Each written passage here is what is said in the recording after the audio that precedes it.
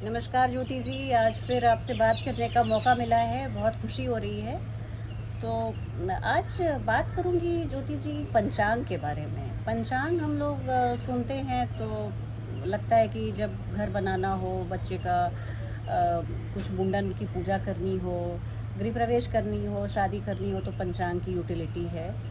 पर जैसे हमने आपसे बातचीत करके पाया कि पंचांग की यूटिलिटी रिश्तों को समझने के लिए भी, आपके व्यक्तित्व, आपकी पर्सनालिटी को समझने के लिए भी बहुत उपयोगी होता है, और हम लोग पंचांग के इस एस्पेक्ट को नहीं समझते हैं। तो ये ज़रा आप दर्शकों को बताइए कि पंचांग से हम अपने रिश्तों को कैसे बेहतर समझ सकते हैं, या रिश्ते ख़राब चल रहे हैं। मैंने अगर किसी अपनी लाइफ में एक पैटर्न डेवलप कर लिया है कि सारे रिश्ते शुरुआत में ठीक रहते हैं, फिर बाद में टूट जाते हैं, तो ये क्या, इसको कैसे सुधार सकते हैं, और पंचांग इसमें हमारी क्या मदद कर जी, सकता है? जी। कुंडली तो हमें बताती ही है कि हमारी नेचर कैसी है, जी, हमारे जी। रिश्ते कैसे होंगे, हमारा करियर क्या होगा।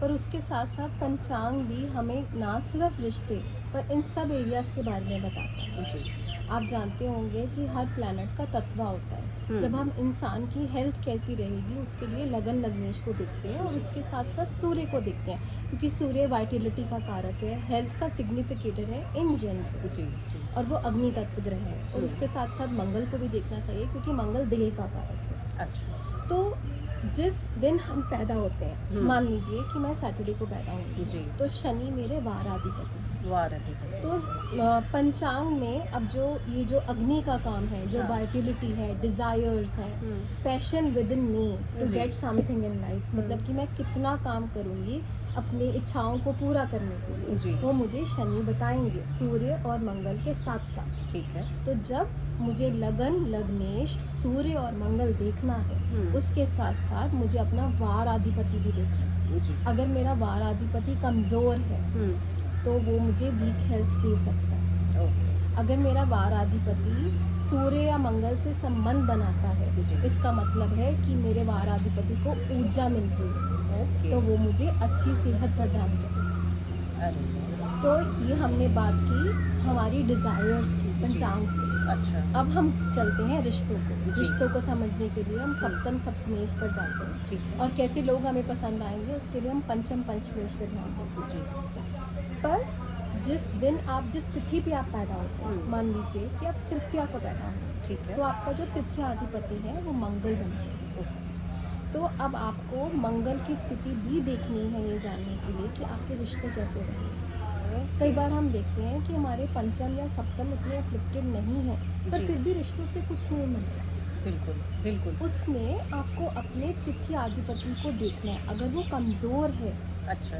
तृतीया का जन्म है, मंगल कमज़ोर है, हाँ। तो आप तृतीया का व्रत रख सकते हैं, ओके। या उपवास रख सकते उपवास कर सकते हैं हैं। अच्छा। अपने रिश्तों को सुधारने के लिए। आप अपने वार आधिपति का उपवास कर सकते हैं अपनी जी। सेहत को सुधारने के लिए, अपने डिज़ायर्स को पुश करने के लिए, मोटिव्स ओके। को अचीव करने के लिए। अब जैसे ज्योति जी, अगर मान जाइए किसी ने शनि अमावस्या को जन्म लिया, तो उनके वार अधिपति अच्छा तो शनि हो गए, और अमावस्या का राहु होते हैं। राहु हो, हाँ और जी। चंद्रमा का यहाँ कोई रोल नहीं रहेगा रिश्तों के लिए, रिश्तों के लिए? रिश्तों के लिए हम, जैसे मैंने आपको बोला कि पंचम सप्तम हम देखते हैं, हम इनवेरिएबली, जब जी। मैंने वार की बात की तो मैंने अग्नि की बात की, अच्छा। क्योंकि वार अग्नि से, अग्नि तत्व को दिखाता है। ठीक। ऐसी जो तिथि है वो जल तत्व को दिखाती है, तो ओके। उसके जो नेचुरल सिग्निफिकेटर्स हैं वो उधर भी मून और वीनस ही हैं। मून और वीनस को मैं ओवरलुक नहीं कर रही हूँ। इनफैक्ट अच्छा। अगर मंगल का अगर मैं तृतीया को पैदा हुई हूँ, मंगल का संबंध फ्रेंडली रिलेशनशिप विद मून और वीनस और विद सेवंथ और सेवंथ लॉर्ड, वो मेरे रिश्तों को सुधारेगा। हो सकता है कि मेरा पार्टनर बिग बुली हो सकता है कि हमारी ईगो बैटल्स होते हो, जी। पर वो रिश्तों को सुधारेगा क्योंकि वो मेरा वाराधिपति है। ओके। तो मुझे मंगल को प्रसन्न करने के लिए पूजा पाठ या व्रत करना उपवास, चाहिए। फास्टिंग। इनफैक्ट आपको पता है कि ऐसे ही तत्व डिवाइडेड है। हाँ। जो करण आता है वो पृथ्वी तत्व में आता है। हाँ, करण क्या होता है ज्योति जी? तो- ये आप पहले सीधे शब्दों में पहले दर्शकों को बता दीजिए, फिर हम आगे बातें करते हैं। हाँ, तिथि डिवाइड होती है, तो जी। जब तिथि डिवाइड होती है दो हिस्सों में, उसको हाँ। हम करण बोलते हैं। ओके। तो आप जिस करण में पैदा हुए हैं हाँ। वो आपका वर्किंग स्टाइल बताता है। ठीक है। ऐसा माना जाता है कि जो करण है वो पृथ्वी तक है, और ओके। पृथ्वी जैसे जल इमोशंस को दिखाती है, अग्नि ऊर्जा हेल्थ को वाइटलिटी को दिखाती है, हाँ। पृथ्वी हमें ये बताती है हम कितना अकोमुलेट कर पाएंगे। ठीक हम है। काम क्यों करते हैं? हम काम इसलिए करते हैं ताकि हम अकोमुलेट कर पाए रिसोर्सेज को, पैसों को, जिससे हमारा जीवन चले। जी। तो जब हमने सूर्य मंगल को उस वार आधिपति में देखा, मून वीनस को देखा, इस केस में मरकरी को देखें। अच्छा। मरकरी को तो हमें काम के लिए देखना ही है, वो सिग्निफिकेंट है। ओके। पर आप मान लो आपका करण बन रहा है गज, आपका करण बन रहा है, जी। तो आपका जो करण अधिपति है वो जुपिटर है। ठीक है। अब जुपिटर की प्लेसमेंट, उसकी साइन, उसकी हाउस प्लेसमेंट, इवन वो D9 में भी कहाँ जा रहा है, जी जी। वो भी आपके काम करने का तरीका बताएगी। ये तो पंचांग की बहुत बड़ी बहुत महत्ता बता ज़्यादा रही हैं importance ज्योति है। जी। अच्छा। तो ये अगर प्रेमी प्रेमिका को जैसे ये जानने की बहुत ललक रहती है कि मेरे प्रेमी का दिखने में तो बहुत अच्छा है, बातें बहुत अच्छी करता है, पर उसका स्वभाव अंदर से वो कैसा है। जब हम शुरुआत में किसी रिश्ते में रहते हैं तो एक दूसरे को जानने की ललक रहती है। या नई शादीशुदा जोड़ों में मैं देखती हूँ तो ये जीवन साथी या प्रेमी प्रेमिका को के स्वभाव को जानने में भी ये जन्म का पंचांग, ये मैं दर्शकों को बता दूं, मैं दैनिक पंचांग की बातें नहीं कर रही हूँ ज्योति जी।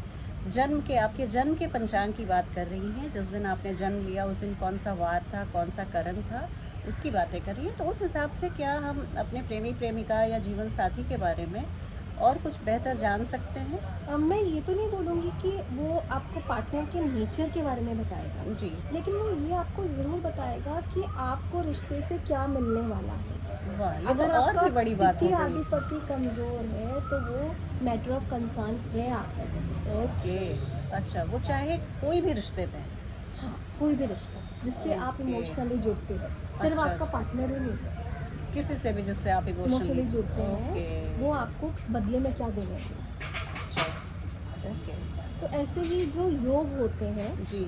वो हमें पिछले पाप के बारे में बताते हैं, पाप और पुण्य के बारे में। अच्छा। तो नक्षत्र और योग को भी देखना चाहिए। तो वो जैसे आप किसी एक एग्जाम्पल योग से बताइए दर्शकों को कि क्या बताते हैं फिर।